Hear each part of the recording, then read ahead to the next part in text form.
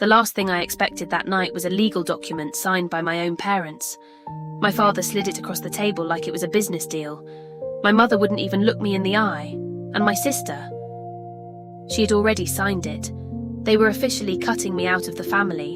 What they didn't know was that 3 days earlier, I had become a millionaire. My name is Dana. I'm 24 years old. And this is the story of how my family disowned me over dinner, moments before finding out I had just sold my company for millions. The Hargroves cared about two things: reputation and control. We came from old money, the kind where every conversation feels rehearsed and every family dinner sounds like a board meeting. My father, Gerald, ran the family wealth management firm his father built from the ground up. My mother, Diane, managed the image of the family like it was a full-time job. Charity events, country clubs, private dinners, appearances mattered more to her than people. And then there was my older sister Claire, perfect grades, perfect clothes, perfect smile. She joined the family firm right after college and became exactly who my parents wanted her to be. I was supposed to follow the same path, but during college, something changed. I became obsessed with data and systems, the way small businesses quietly lose thousands, because nobody notices inefficiencies hiding in plain sight. Fascinated me, so I changed my major from business administration to computer science. I didn't tell my family immediately, already knew how they'd react, and when I finally told them, my father stared at me like I'd announced I was throwing my life away. "Data science isn't a real career," he said flatly. "It's a phase." That sentence changed everything. After that, I slowly stopped existing to them. Dinner invitations disappeared. Family vacations happened without anyone mentioning them to me. The family group chat kept moving. Promotions, vacations, photos, celebrations, while I sat there silently watching like a stranger. My mother would occasionally send passive-aggressive texts. "We assumed you'd be too busy with your little projects." Little, that word showed me exactly what they thought of me. Meanwhile, I was working part-time at a coffee shop near campus. That's where everything started. The owner, Marcus, kept struggling with inventory problems. Some weeks he'd overorder and waste thousands. Other weeks he'd run out of products halfway through busy weekends. So between shifts, I built him a small forecasting system. Nothing fancy at first. But within a month, his waste dropped almost 20%.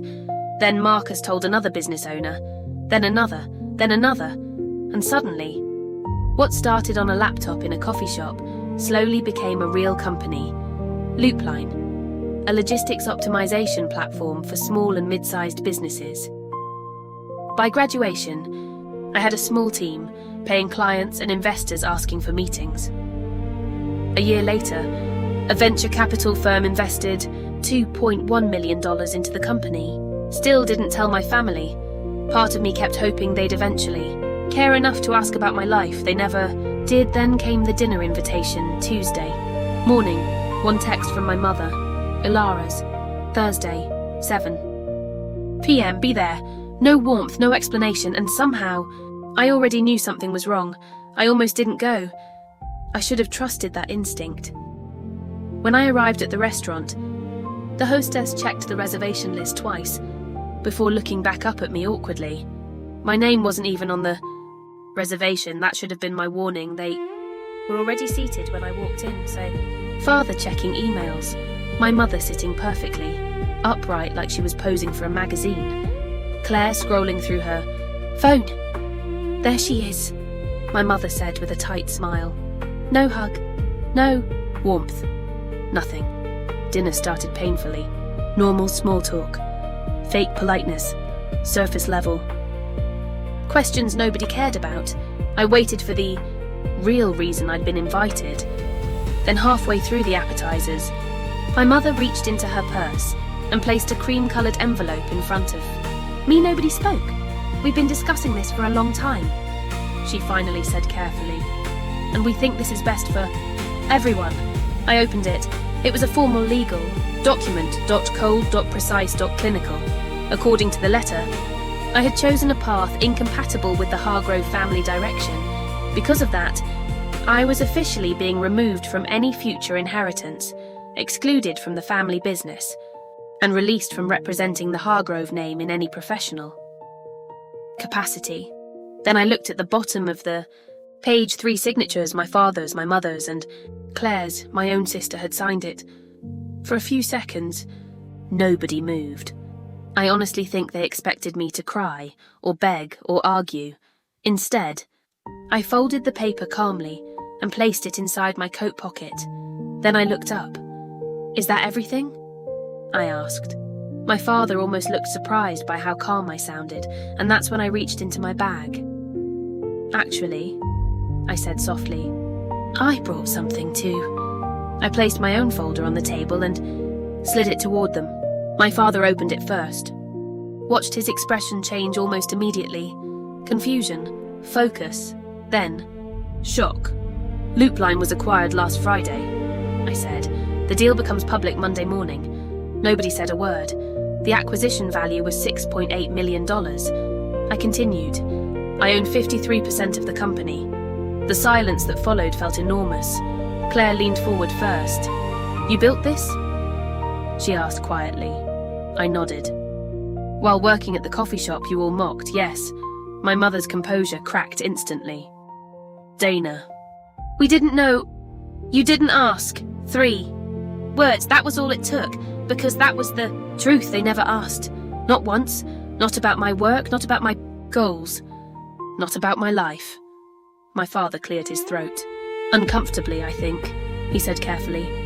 "That perhaps we acted too quickly." My mother nodded immediately. These kinds of documents can always be revisited. That almost made me laugh. Almost.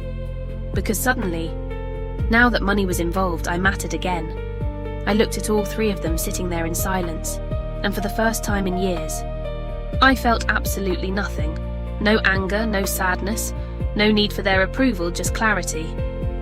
"You were very clear tonight," I told them calmly, "so I'm going to respect your decision." Then I stood up. I picked up my bag, and I walked away from the table. Not dramatically, not emotionally, I just left. Outside, the city felt loud, warm, alive. I stood there, for a second, breathing in the night air like I'd finally escaped something. I'd been trapped inside for years. Then my phone buzzed. "Marcus, team's celebrating at O'Brien's, you coming?" I smiled for the first time all night. "On my way," I replied. "I still have that letter. It's sitting somewhere in a drawer in my apartment. And honestly, sometimes it still hurts, because no matter how successful you become, there's always a part of you that wishes your family had loved you without conditions. But looking back now, I realized something important. That letter didn't destroy my future. It revealed theirs. They thought they were removing me from the family. What they actually did was remove themselves from my life right before I stopped needing them forever.